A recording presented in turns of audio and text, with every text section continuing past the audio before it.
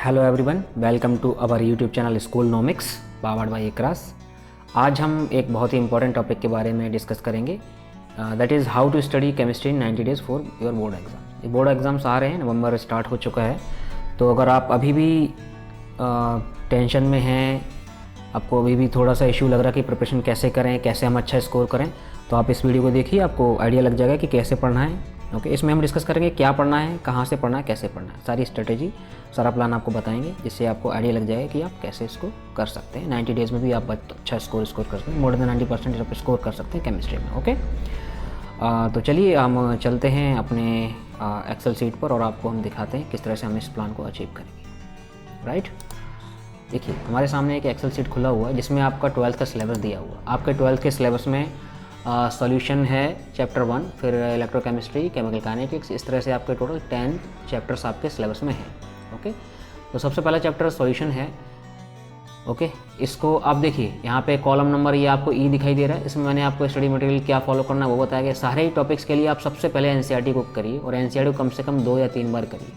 ठीक है, 2 या 3 बार एनसीईआरटी करने के बाद आपको कम से कम 2 बार एनसीईआरटी करनी है। उसके बाद आप ओसवाल, अगर आपके पास है तो ओसवाल को फॉलो कर लीजिए, टुगेदर विद है उसको फॉलो कर दीजिए।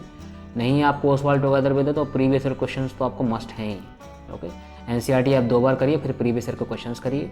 आपका ओसवाल है तो उसको करिए, नहीं है तो नहीं। सबसे पहले आप एनसीईआरटी 2 बार करेंगे, उसके बाद प्रीवियस ईयर के क्वेश्चंस को देखेंगे, उसके बाद आप ओसवाल या टुगेदर विद को करें। ठीक है, नहीं आप ओसवाल टुगेदर विद कर पा रहे हैं तो कोई बात नहीं है, आपको कोई टेंशन नहीं है। आप एनसीईआरटी को 4 बार कर लीजिए एग्जाम से पहले, बस इतना ही करिए। पहली बार करेंगे तो टाइम लगेगा, दूसरी बार करेंगे तो कम टाइम लगेगा, तीसरी बार को बहुत जल्दी हो जाएगा। ठीक है, टाइम कैसे क्या करना है, कितना का अलॉट करना वो भी आपको मैं यहाँ बता दे रहा हूँ। ओके, अब देखिए यहाँ पे कॉलम नंबर एफ में वेटेज है। जो आपका चैप्टर सॉल्यूशन है वो आपका 7 नंबर का आएगा एवरेज। ठीक है, हर साल आता है 7 नंबर का। इलेक्ट्रोकेमिस्ट्री 9 नंबर का आएगा। तो इस तरह से आपका टोटल जो मार्क्स होते हैं 10 टॉपिक्स वो आपके 70 होते हैं, 70 नंबर का आपका पेपर आएगा। ठीक है, तो सबसे ज़्यादा आपका है इलेक्ट्रोकेमिस्ट्री 9 नंबर का। ठीक है, फिर आपका एल्डिहाइड कीटोन ये 8 नंबर के हैं।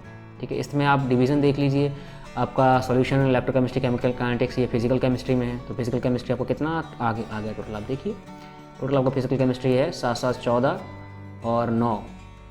ठीक है, ये सारा मिला के इतना है, 7 7 14 हो गए। 14 और 9 कितने होते हैं, 14 9 23। ठीक है, तो आपका 23 नंबर का यानी 23 मार्क्स का आपका फिजिकल केमिस्ट्री आएगा। फिर आपका और इनऑर्गेनिक केमिस्ट्री है जिसमें आपके 2 ही टॉपिक हैं, डी एंड एफ लॉग और कोऑर्डिनेशन कंपाउंड, ये आपको 14 मार्क्स का आएगा सारे सारे। इस तरह आपका ऑर्गेनिक केमिस्ट्री आपका बचा हुआ जो है वो सारा ऑर्गेनिक केमिस्ट्री। ठीक है, ये तो आपका वेटेज हो गया। अब देखिए, अगर आपको सॉल्यूशन को पढ़ाई करना तो सॉल्यूशन को आप कम से कम 4 दिन देंगे। तो ये जी कॉलम में मैंने दे रखा है स्टडी डेज। आपको 4 दिन इस चैप्टर को पढ़ना है और आर डेज मतलब रिवीजन डेज। एच कॉलम में क्या है, रिवीजन डेज। 4 दिन आप उसको पढ़ाई करेंगे, 2 दिन आप उसको रिवाइज करेंगे। टोटल आपको 6 दिन देने हैं मिनिमम। ओके, ये मिनिमम है, आप इसको अपने हिसाब से चेंज कर सकते हैं और जैसे आप चेंज करेंगे सारी चीज़ें आपको चेंज, मैं अभी बता रहा हूँ, आपको देखते जाइए। तो चैप्टर नंबर 1 सॉल्यूशन को अगर आप 4 दिन पढ़ते हैं, 2 दिन रिवाइज करते हैं, टोटल 6 दिन आप इसको दे रहे हैं। हर दिन अगर आप 2 घंटे पढ़ रहे हैं तो टोटल आपने 12 घंटे दे दिए इस चैप्टर को। 12 घंटे आपने अलॉट किया है और अगर आप 12 घंटे में 11 घंटे भी देते हैं तो आपका एफिशिएंसी कितना हो गया, 91%। ठीक है, इतने ही एक्सपेक्टेड स्कोर आपका माना जाएगा अगर आप एवरेज स्टूडेंट हैं और आप अच्छे से ईमानदारी से पढ़ाई करते हैं तो। ठीक है, अब देखिए सारे टॉपिक्स का मैंने टोटल डिवीज़न दिन कितने हैं वो पढ़ना है, स्टडी डेज और रिवीजन कितना करना है, टोटल डेज कितना है, आवर्स कितने आप देंगे। ठीक है, आप अपने हिसाब से चेंज कर सकते हैं। आपके पास ज़्यादा टाइम है, अच्छे से पढ़ाई करते हैं तो आप 3 घंटे भी कर लीजिए, उसके हिसाब से सारी चीज़ें आपको चेंज हो जाएंगी। ठीक है, मान लीजिए आपका टॉपिक सॉल्यूशन वीक है, आपको 4 दिन नहीं 5 दिन देने हैं, तो आप देखिए अभी आपका एक्सपेक्टेड स्कोर 98.5% है, आप इसको 5 दिन करेंगे तो आपका उसके हिसाब से चेंज हो जाएगा स्कोर। ओके, सारी चीज़ें आपको चेंज, ग्राफ भी चेंज हो जाएगा। नीचे आपको टोटल डेज दिखा रहा है आपका, यहाँ पे ये देखिए total days, total hours required expect, सारा कुछ आपका चेंज हो जाएगा अपने आप ऑटोमेटिक। आप इसको अपने हिसाब से चेंज कर सकते हैं। ठीक है, थोड़ा सा आपको कॉमन सेंस यूज़ करना है कि टोटल डेज आपके 7 हैं, आवर्स आप कितना दे रहे हैं। मान लीजिए इसको आपने 3 घंटे दिए तो आपको उसके हिसाब से चेंज हो जाएगा। ठीक है, देखिए आप इसको 3 घंटे देंगे, 94% हो गया। ठीक है, आप इसके हिसाब से आप फ्लेक्सिबल है ये बहुत। आप इस टेम्पलेट को अगर चाहते हैं तो मुझे मेल कर दीजिए, मैं आपको ये टेम्पलेट भेज दूँगा, आप इसको यूज़ कर सकते हैं पर्सनली अपने प्लान को सेट करने के लिए, फिर आप इसको फॉलो कर लीजिए। ओके, आपको सारी चीज़ें यहाँ से दिखाई दे जाएगी। अब ये तो आप रहा आपके टॉपिक्स की बात कि आपके सॉल्यूशन से लेके बायोमोलिक्यूल्स तक ये सारे टॉपिक्स हैं जिनको आपको कितने कितने आवर्स पढ़ना है। मिनिमम आप देख लीजिए, स्टडी 5 दिन इसको देना है, सॉल्यूशन को 6 दिन इसको देना है। इस तरह से आप अपने डेज को चेंज भी कर सकते हैं। ठीक है, रिवीजन कितना करना, क्या करना, वो ये बहुत ही कंसंट्रेशन से पढ़ाई करने के लिए बनाया गया शेड्यूल है। ये नहीं कि आप बस ऐसे ही करेंगे पढ़ाई, बहुत ही कंसंट्रेशन से जब आप पढ़ेंगे तब उसके लिए शेड्यूल बनाएंगे, ठीक है। फिर देखिए आपका प्रैक्टिकल एग्जाम 17 नंबर का तो थ्योरेटिकल एग्जाम हो गया, फिर प्रैक्टिकल एग्जाम आपका आएगा 30 नंबर का। उसमें किस तरह से ये सारे चीज़ें आपको मैंने दे रखा है, आप देख लीजिए, कोई इसमें खास चीज़ समझने वाली नहीं है। समझने वाली चीज़ है वो ये है कि आपको जो पढ़ाई करनी है केमिस्ट्री की वो कैसे करनी है, ठीक है। मैंने आपको बता दिया कहाँ से करनी है, कहाँ से करनी है, एनसीईआरटी से करनी है। कम से कम 2 बार एनसीईआरटी कवर करेंगे आप, उसके बाद प्रीवियस ईयर क्वेश्चंस देखेंगे। फिर आपको टाइम बचता तो आप टुगेदर विद या फिर ओसवाल, मैं प्रेफर करूँगा ओसवाल को फॉलो करिए, नहीं है आपके पास ओसवाल, टुगेदर विद को फॉलो करिए, ठीक है। लेकिन आपको जो पढ़ाई करनी है वो पढ़नी कैसे है, किस सीक्वेंस में पढ़नी वो आप समझ लीजिए। सबसे पहले आप क्लास 11th का some basic concept of chemistry देखिए, इसको आप 1 दिन दीजिए, ठीक है। फिर क्लास 11 से ये स्ट्रक्चर ऑफ एटम को आप 2 दिन दीजिए, केमिकल बॉन्डिंग को आप 2 दिन दीजिए, ये क्लासिफिकल एलिमेंट प्रोड्यूसिटी को आप 2 दिन दीजिए, सॉल्यूशन चैप्टर को आप कम से कम 4 दिन दीजिए, रिडॉक्स को इस तरह से मैंने सारा यहाँ पे आपको डिवाइड किया। रिडॉक्स रिएक्शन को आप 2 दिन दीजिए, ठीक है। तो जो 11th वाले हैं टॉपिक्स उनमें कोई चैप्टर नंबर नहीं दिया हुआ है, जो 12th के चैप्टर्स हैं उनमें आप चैप्टर नंबर देख सकते हैं। चैप्टर 2 है इलेक्ट्रोकेमिस्ट्री, ठीक है, फिजिकल केमिकल कॉन्टेक्स्ट, 4 दिन आप टोटल आपका 58 डेज ही होगा इस प्लान के हिसाब से। और ये अचीवेबल है, ये आपको लग रहा हो कि नहीं कम दिन नहीं, दिन कम नहीं, आप अचीव कर सकते हैं। कंसंट्रेटेडली पढ़ाई करेंगे तो, कंसंट्रेशन से पढ़ाई करेंगे, ओके, ठीक है। मस्ती में पढ़ाई करेंगे, कंसंट्रेशन से पढ़ाई करेंगे, बिना किसी टेंशन के, तो आप अचीव कर सकते हैं, ठीक है। सारी चीज़ें मैं अपने यूट्यूब चैनल पे भी आपको प्रोवाइड करने की कोशिश करूँगा जल्दी, लेकिन फिर भी अगर मैं लेट हो जाता हूँ तो आप खुद से सबसे पहले आप इस सीक्वेंस को फॉलो करिए।